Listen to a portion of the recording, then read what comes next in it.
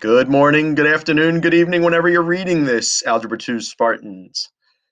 I just wanted to connect with you again. Little hunk of information I thought would go better with video than you guys reading it, so you could rewatch and that type of thing. So, as per my last video, I am now executing the reassigning of optional work from last 2 weeks and making it mandatory. So keep the following in mind. I've kept careful records in a spreadsheet of who has done what. So I'm fully aware of what has transpired, and it's also been recorded in Google Classroom. Okay.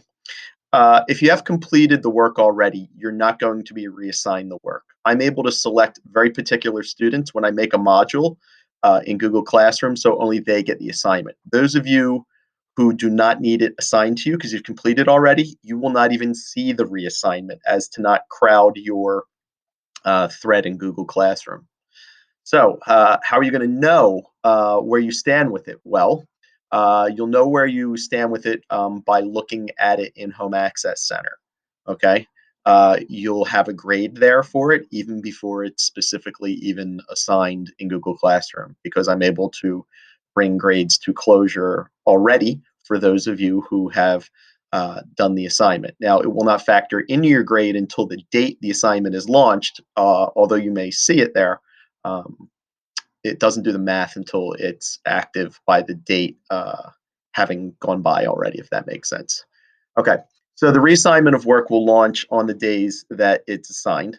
Um, and regardless of where you are in this predicament, expect to see something every day daily. Those of you who'll be working on optional work with quadratic word problems and potentially imaginary numbers, look out for that too. I'll have that, and that again will only go specifically to kids who uh, are ready to do it and have done the previous work by way of how I will use Google Classroom to assign to specific kids.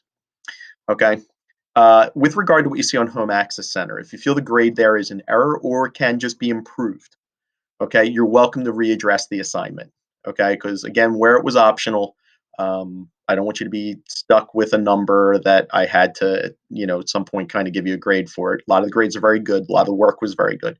But if you would like to readdress the assignment, feel free to do so. Okay, so how are you going to do that?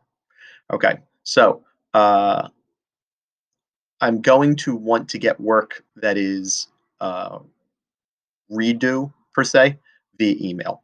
I've emailed you all a link to a template that you can use to do this. Okay. It's really important that you make a copy of the template and then just share it with me, and I'll get an email notification, and that's how I'll know that you're working on it. Okay. So make a template for each time you set out to do a assignment correction, not a problem correction. There's room to do 4 or 5 problems per template. Okay. So I think that's pretty much it. Again, your questions are always welcome in this process. There's some things I will not have answers for, but we'll at least start to stir on getting answers for them. A lot of crazy stuff going on with this, but I feel really good about where we are. Really, really, really good.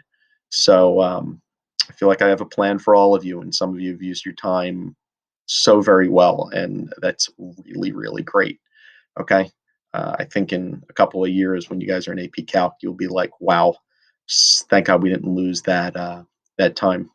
Okay, so be well, and again, your questions in the comments here, and I'll address them.